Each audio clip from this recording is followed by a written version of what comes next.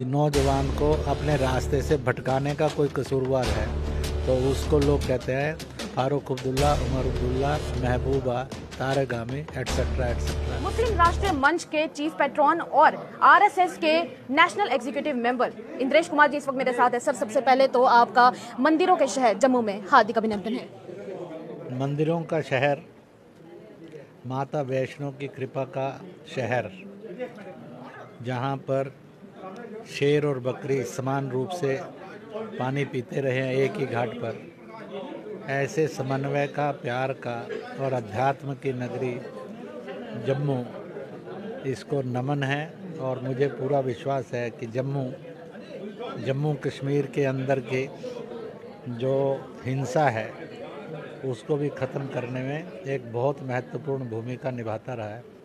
Sir, मैं आपसे जानना चाहूँगी, क्योंकि आप पहले भी कई बार जम्मू आ चुके हैं, तो आर्टिकल 370 हटने से पहले और अब आपको क्या फ़र्क दिखा जम्मू में? इतना मैं कह सकता हूँ,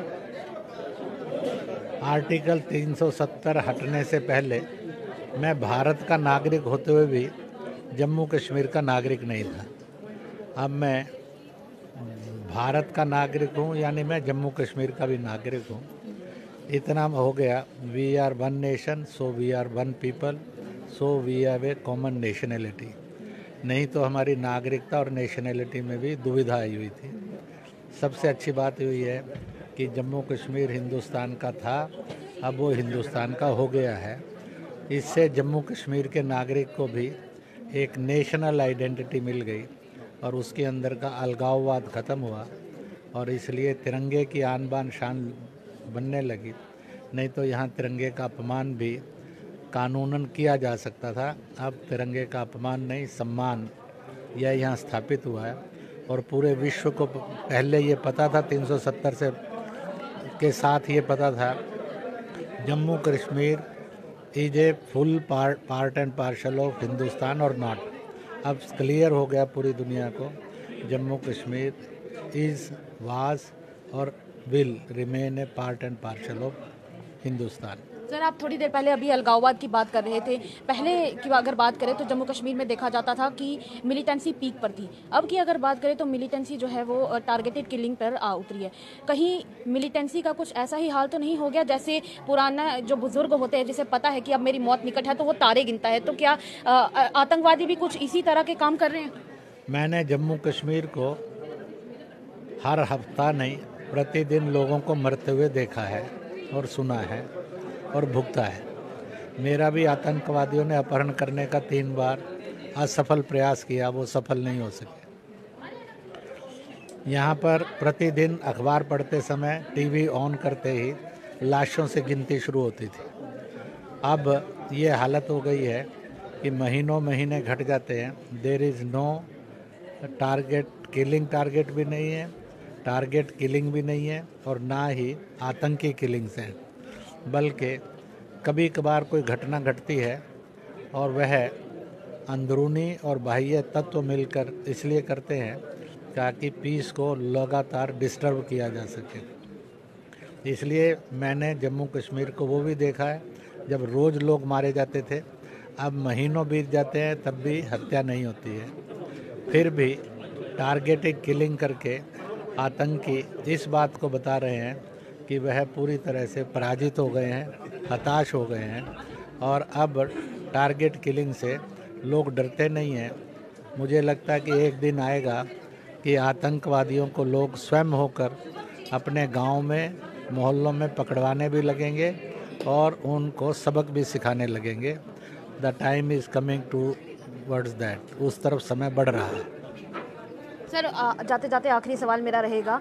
हाल ही में उमर अब्दुल्ला जी का ये बयान आया है कि सेंटर जो है वो जम्मू कश्मीर में इलेक्शंस करवाने से डरता है क्योंकि उन्हें पता है कि जम्मू कश्मीर का युवा जो है वो बेरोजगार है। आप उस पर क्या रिएक्शन देना चाहेंगे, क्या जवाब होगा आपका? मैं इतना ही बताऊंगा, उमर अब्दुल्ला का ये स्टेटमेंट इस बात को साबित करता है कि चाहे वहाँ पीडीपी का रूल रहा, चाहे एनसी का रूल रहा, और युवा बेरोजगार ही रहा।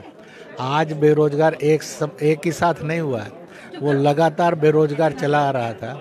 इसलिए बेरोजगारी का अगर कसूरवार कोई है, अगर नौजवान को अपने रास्ते से भटकाने का कोई कसूरवार है, तो उसको लोग कहते हैं फारूक अब्दुल्ला, उमर अब्दुल्ला, महबूबा, तारक आमी एट्सट्रा एट्सट्रा। और जो कांग्रेस दल है, एनसी है और पीडीपी को मानते हैं कि इन्होंने रोजगार की सौगात जम्मू कश्मीर को और विशेष रूप से कश्मीर घाटी के नौजवान को दी है।